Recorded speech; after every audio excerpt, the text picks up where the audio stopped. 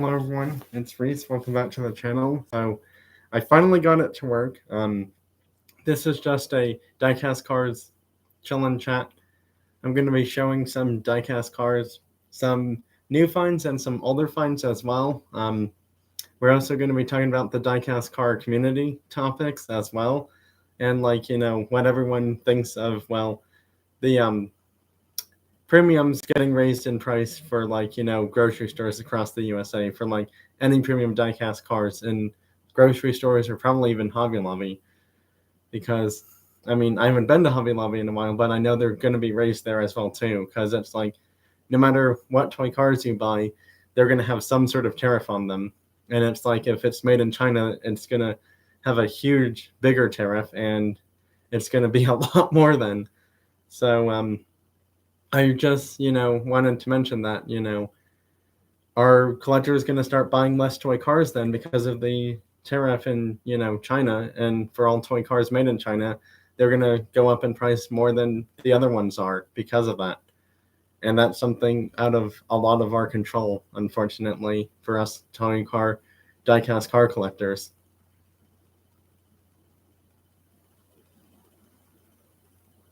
Yeah, no kidding. They definitely are. It's anything made in China for from what, M2 machines, a lot of those, or pretty much all of them, are made in China. The NASCAR diecast cars are made in China.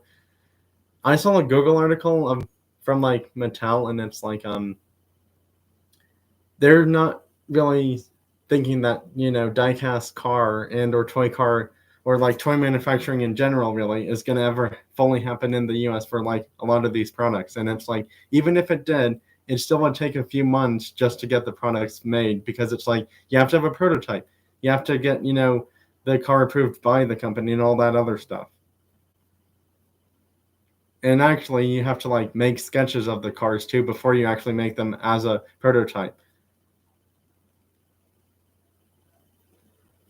So yeah, it's just a whole big mess for toy cars. And it's this oh geez, I'm not gonna mention their name, but someone at a Walmart store said they're not sending as much stuff over from China and all those other countries, because it's they're going to worry that people are over collecting or overspending, something like that. And it's I don't think it would be cause over collecting. I think it's more of the overspending part. They just worry that they don't want people paying crazy high amounts for a few cars, really, for toys of any sort that are made out there from those countries. So it's toy cars in general, I feel like people are going to start buying lesser of them because they've gone up in price. People are probably still going to, try to find the chase cars and all that sort of things. But it's if it's not a chase car from the premium diecast brands that you see in stores, not including special hobby stores, ones that sell diecast cars only and nothing else, that technically, does also include Hobby Lobby, because Hobby Lobby is a, hobby store. So they sell toy cars and a bunch of other things. And same for grocery stores. It's I went to O'Reilly's and found this there, actually.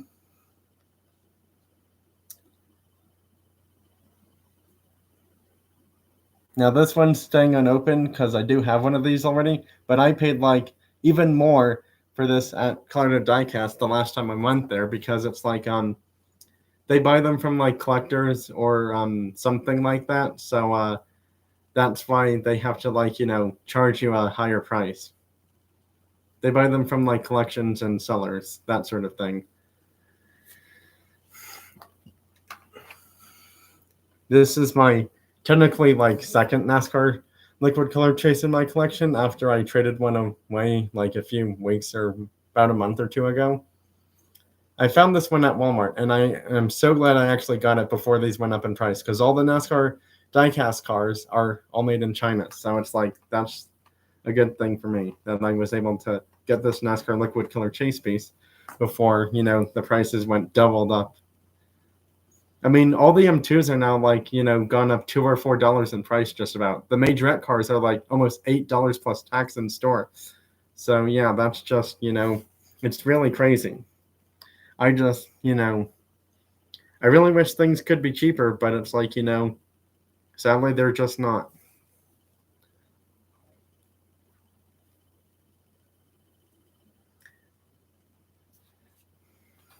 And actually, I got this like, what, 2-3 months ago?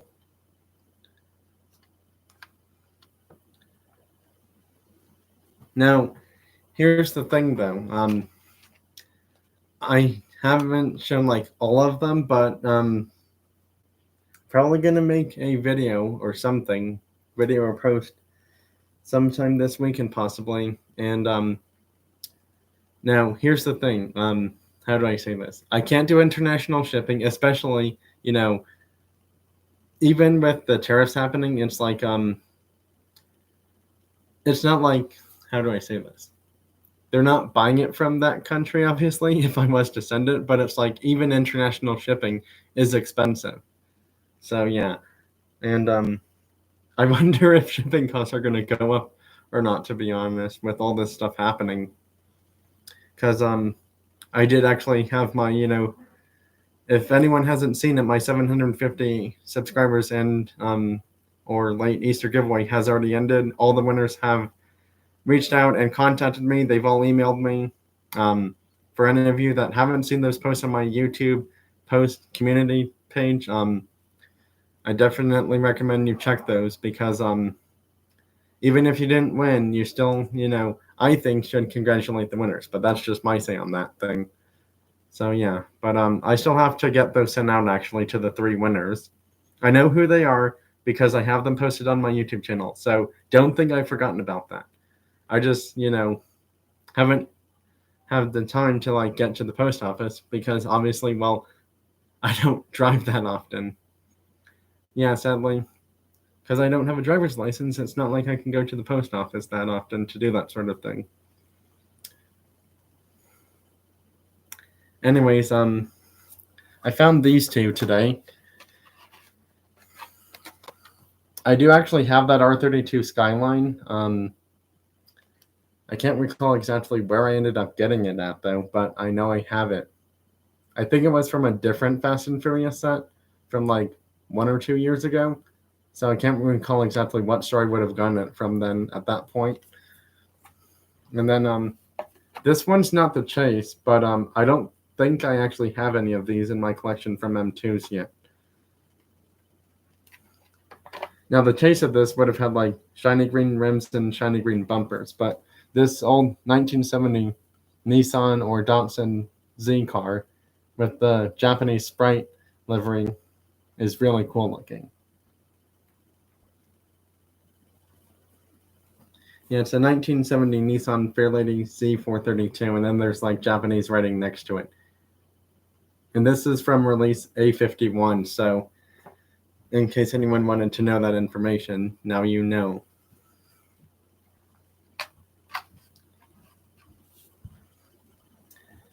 I do still have this one as my extra one. I have one of these opened, but this one's going to stay unopened. But yeah, like I mentioned, I'm going to make a poster video of all of my unopened cars I have, and I'm just going to mention this. How do I say it?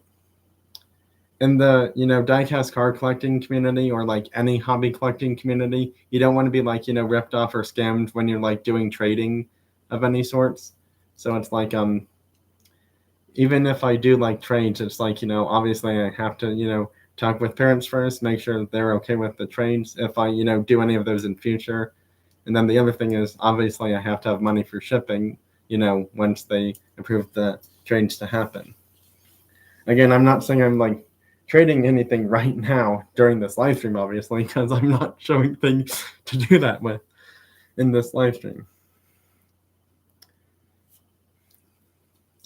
So here's the Mazda 787B from the Hammer Drop set. And yes, this part right here that I'm touching back here, this part right here does come off so you can see the engine. This is probably like what, my second, third, or fourth premium of this car, because I have a few others of it. I just don't know exactly where they are right now, but I know I have more than one. I finally got this guy.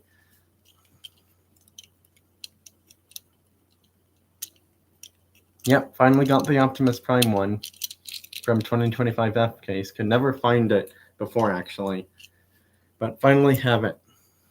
That's what I've definitely been wanting to get. I actually have all 3 of them from this mystery model series. It's just that, well, 2 of them are not here right now because they're being used in Toy Car Hockey for the 2025 Season 11 of Toy Car Hockey on my channel. This is the Ford Lowboy. This is number 3 from the 2025 Series 2 Hot Wheels Mystery Model.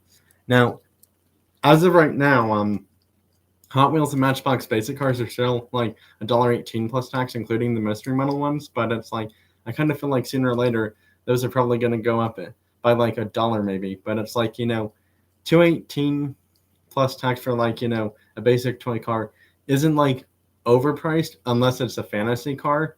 Like they're not even really fantasy cars. They're like Hot Wheels designs, just based off like crazy cars that you don't see every day. So it's like, I know some of them, I guess, kind of sort of are more like fantasy car-like things. Because it's like, Drift Ender, it's like, it looks like some wagon-like thing, sort of, that's, meant to like prevent drifting from happening on like, public roads or something of that sort. And it's like, who's going to see that thing driving around somewhere in the USA? No one is. So it's like, Hot Wheels is trying to make these cars to like, I guess get, younger collectors into collecting Hot Wheels and Matchbox cars. And sometimes it does work, not always though, because unfortunately, a lot of the fantasy cars or cars that people don't know a huge amount of end up being left behind on the pegs because they're not like, real life cars or like a real life race car. They're not like, hypercars, sports cars, supercars, or like, an everyday kind of real life car, or like track only cars, or like concept cars based off real life car company cars that don't go into production ever. Those are the ones that people want the most. And let's see, today is Friday after all, so I can't forget to do my Ford or Ferrari diecast cars showcase video sometime today. I haven't figured out which one I'm going to show more of, but I know I'm definitely going to do that. Cardigan's 50. Hey, thanks for joining the live stream. So yeah, I'm just talking about diecast cars, and I guess maybe a few other topics right now, but it's like mostly everyone that's here right now is pretty much just me and well you in the live stream chat right now. So it's like we don't really have to focus on toy cars as of this point right now, unless you're okay with me talking about that, but that's up to you.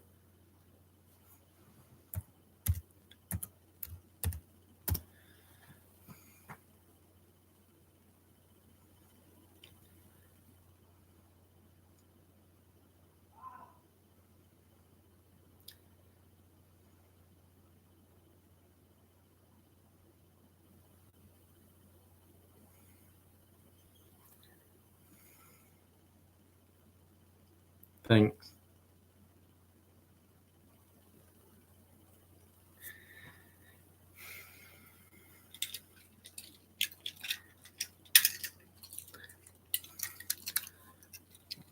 These are from the Japan Cruisers 5-pack from Matchbox. This is the Nissan 350Z. It's a V6 engine, and it makes 332 horsepower, somewhere in that range, I believe. Lexus LS400 in red. This is a sedan from the 1990s. Mazda RX-8 in a really nice green.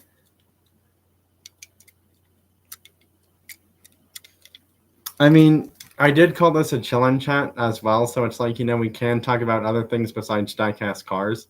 I just know that some people like talking about diecast cars as well with me. So, yeah.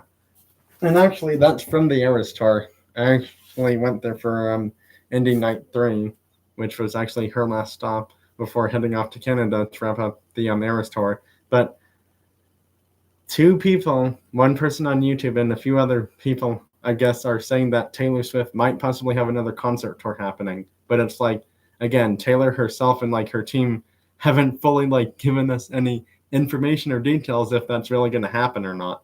But it's like, if it does, who knows how many concert dates it's going to be.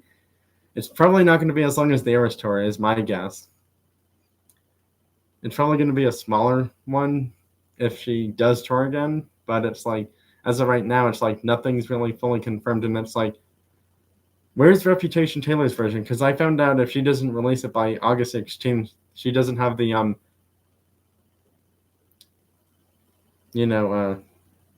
recording like reproduction rights for that album, and then she'll have to like pay money to get the rights to like re-record the album.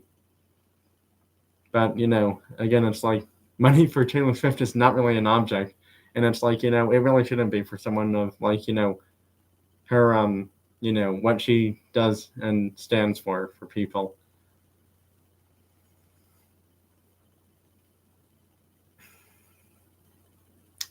Yeah, our stage for the Eras Tour were like all the way up there, and she's all the way down there. So it's like this was what last year, I think, in like November. So it's like a couple months ago. This is probably like what 5 to 8 months ago, in that ballpark of how many months ago it was actually for like the month of the concert.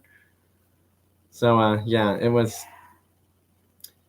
a good concert, definitely worth it. But unfortunately, I normally don't say things like it's not personal information per se, but it's like I'm not a huge fan of heights. So our seats were at the very highest up there level. Like we had to go on 2 escalators, possibly 3, just to get to our seats, and then still had to walk around a bit longer just to get there after buying the merchandise, actually. Yeah, we didn't get the water bottle after the concert ended. It's like you could buy water bottles after the concert ended, and it's like that's the only thing you had to wait for afterwards to get for like merchandise. But yeah. Yes, I do. It is really great.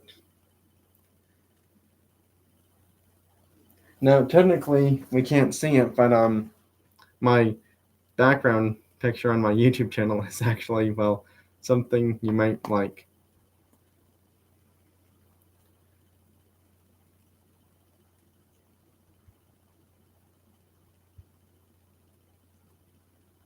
Come on.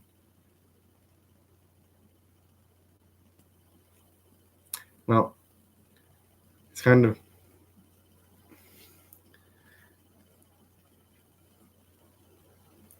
Well, shoot. Let's see here. That's my background picture on my channel. It's not like a picture you can like fully see, but it's from some like award show that she went to. I think like 1 or 2 years ago. So yeah, and actually I do have a few Taylor Swift like videos and stuff on my channel as well. If you didn't notice that, I do have a few like Taylor Swift things along with my Eras Tour pictures on my post community tab page on my channel as well. I have all my Eras Tour pictures posted on my post community tab page on my YouTube channel, along with some videos of like Taylor Swift merchandise I have as well. I have like 3 Taylor Swift shirts, 1 Taylor Swift sweater or sweatshirt, and a bunch of posters, a lot of calendars, including a collage that I made with pictures from a magazine of everything about Taylor. And there was even a book at Walmart that had like a special Taylor Swift picture in it, but it's like that book just sells out like so quickly because I've never seen it ever again. Well, Cardigan's 50, thanks for stopping by for as long as you could. But yeah, if you haven't seen those videos on my channel, you might want to check them out because they're still there. Some of them are going to be under my videos. Some of them might be under my YouTube shorts, but definitely check out my Taylor Swift merchandise videos along with my Taylor Swift collage video on my channel as well, including my Eras Tour pictures that are on my post community tab page on my YouTube channel as well. Definitely should check those out and drop comments on them. whenever you have the time to do that, obviously.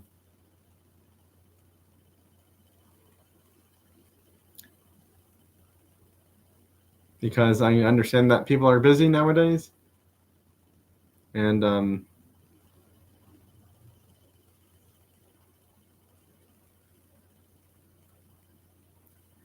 yeah.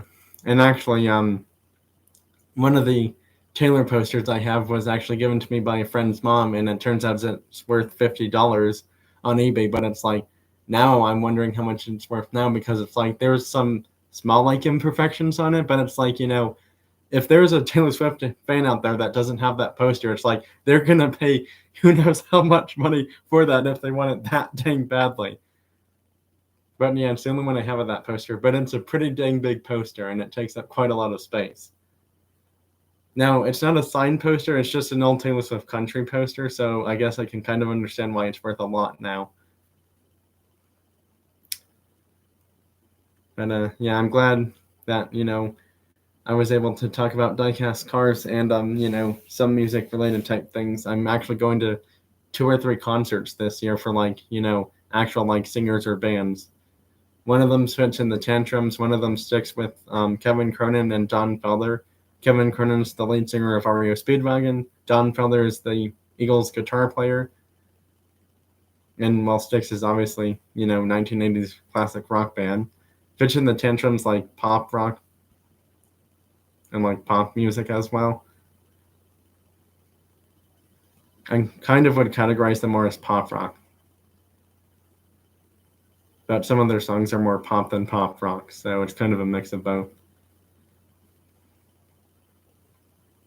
Yeah, and last year I got to see Train with REO Speedwagon, and that was a great concert. REO Speedwagon unfortunately broke up, and it turns out I found out why they broke up, because their lead singer had to be somewhere else the day REO Speedwagon had a concert somewhere else. So it's like that just made Kevin not so happy with that happening. But yeah, I really wish they could still be together. But Kevin's actually, I guess, has his own band called the Kevin Cronin Project, where they still will play REO Speedwagon songs, possibly mixed with maybe other songs, like classic rock songs, possibly. I'm not entirely sure, but that's probably what it would be.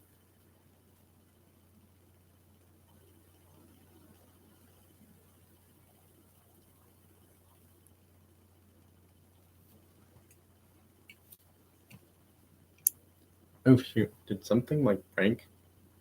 That must sounded like it. No. Well, this car I'm showing right now is an Audi R8 LMS race car, and just look at the shiny gold on it. I mean, that gold is just really shining. Oh yeah, Subaru SVX from the Japan Cruisers Matchbox 5-pack. Now this is from the newest one. I'm not sure what the next one's going to be, and what Japanese cars they'll put in there. But I'm hoping for maybe a few more modern cars and less older cars. But that's just my thought. Mazda AutoSam AZ1 from the same 5-pack. I showed everything else from that. Oh yeah, got the custom Blazer from Hot Wheels from 2025 F case. Finally have this one in my collection. It's actually the first time I have this custom Blazer in my collection ever. 2024 Mattel, meaning that this came out, last year then? Which is weird because I don't recall seeing it last year though. But yeah, that's a nice one. Audi RS3 race car from Tarmac Works. The Audi R8 is also from Tarmac Works as well. And actually, because I got live streams working back up in this area again, I'll finally be able to hopefully do my diecast car racing on my car mat track, which I named Thunder Lightning Speedway, because I tried doing that for 8 or 10 times a few days ago, and it's it never worked, and now it's working just fine. Oh yeah, I did get some new NASCARs. I'm trying to get more of the next gen Mustangs and Camrys, because it's the Camaro just doesn't seem much different compared to last year's one, because the only difference is maybe the taillights, because the headlights look exactly the same, but the Mustang is definitely newer because they have the new headlights and taillights for those. This one's number 17, and the driver, for anyone wondering, is Chris Buescher, and this one is Zane Smith. This is my first or second Zane Smith NASCAR, but if this is my second one, it's my first ever Cup Series one of him.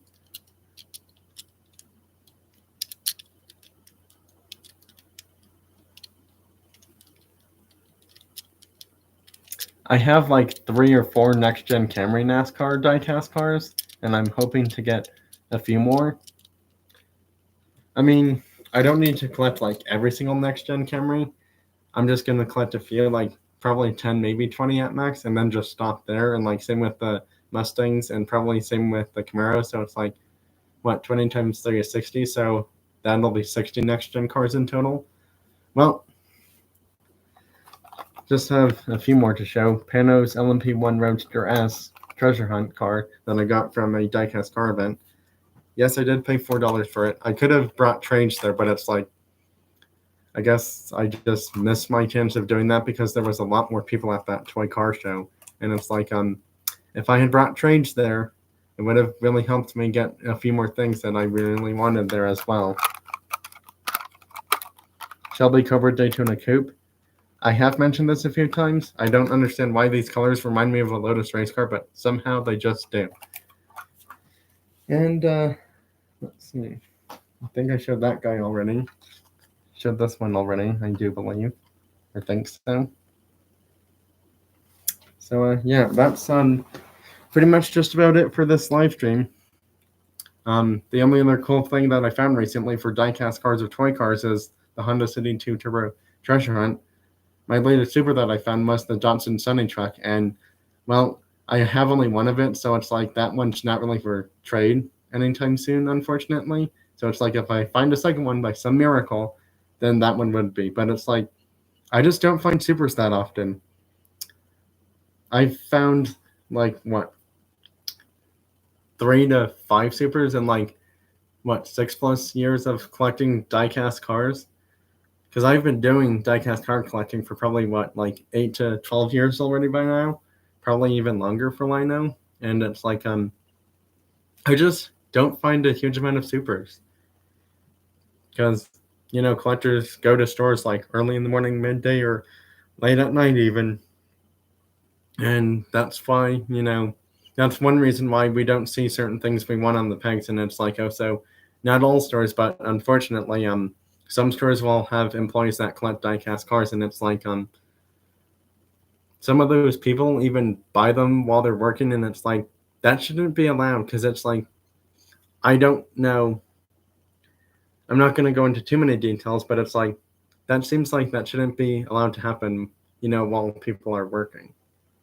Again, I'm not naming names because I know absolutely no one who does any of that sort of things at any of the grocery stores or Hobby Lobby stores I go to. But yeah, I just really wish that could stop happening. And it's like, you know, I don't think channels should be allowed in the back room for, like, you know, finding diecast cars. I'm not naming any YouTube channels or any, you know, one exactly for that, but it's like, you know, people shouldn't be going to the back rooms and opening cases. I mean, unless like the, you know, managers of a store gives them permission to do that, then that's a little bit of a different exception. But it's like, you know, people shouldn't be opening cases even when they're out on the sales floor, because it's like, you know, depending on what kind of collector you are, it's like I've seen cars just scattered throughout like 10 or 20 different aisles at, like, you know, Walmart or Target stores, because people are opening cases before they're even put out on the sales floor. That's why, you know, it's better to wait for, like, you know, getting permission to open them. Or like, if you do open them, think about yourself in the employee's shoes. Put the stuff away, take the things you want, and put the other things away on the peg, so that way you don't have to make the employees' jobs more difficult or harder than they already are. Because these employees are not just, you know, putting out toys. A bunch of them are putting out toys and doing a bunch of other things to keep their stores neat and clean for us collectors. So that way it's like, you know, we can shop in a more safer environment in these stores when we buy toy cars. Well, I didn't mean safer exactly, but a more cleaner environment. but it's like clean and safe kind of go hand in hand if you think about it that way. Because you don't want to shop in a toy car aisle that has a giant spill of like water everywhere. That would just be a bad thing to do. I mean, no one wants to shop in the toy car aisle if there's like a mess of any sort there. I mean, if it's toy car mess, like, cards are everywhere, then it's like, that's obviously a completely different story. But, yeah. Well, I think that's going to put a wrap on this live stream. Thanks everyone for joining. I wish I could do a little bit of a longer live stream, but I got to get going on bed and a few other things before going to bed. So have a great rest of your weekend. I'll have a video of Ford or Ferrari diecast cars at some point today. I'm not entirely sure when, but I'll definitely have that happen. There was no preview before this live stream just because my phone was completely dead battery, so it had to be charging then. So that's why there was no like post or video before going live for this live stream. Next time there will be, because I'll remember to charge my phone then before doing a live stream. Well, that's it for this live stream. Bye, everyone. Thanks for watching, joining, stopping by. And as a side note, I really, truly do hope you find what you're looking for diecast cars in your area. Bye now. Laters. Have a great, fantastic rest of your weekend, everyone. See you all next time. Thanks for stopping.